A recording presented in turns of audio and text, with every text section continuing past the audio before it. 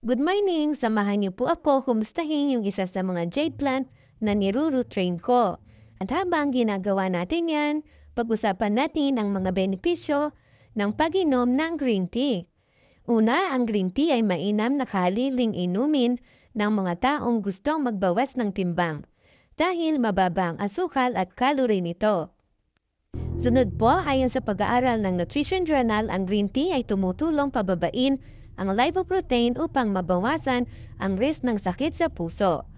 At dahil sa caffeine at L-theanine nitong taglay, pinapatalas at pinapagana din nito ang ating utak. Nakakatulong din itong pampakalma at mabawasan ang anxiety o pagkabalisa.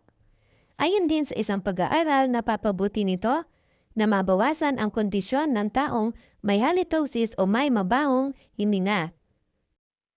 Ang green tea ay source din ng polyphenol, isang chemical na tumutulong mapabagal ang pagkalat ng cancer. Tumutulong din ito na mapabuti ang kondisyon ng ating balat. Nababawasan nito ang mga rashes at mga sugat sa balat. Pinakahuli, lumabas sa isang pag-aaral na mas mahaba ang nagiging buhay ng taong regular na umiinom ng green tea kaysa sa mga hindi umiinom nito. Kaya sa susunod, ugaliin natin ang pag-inom nito. Yun lamang po at maraming salamat!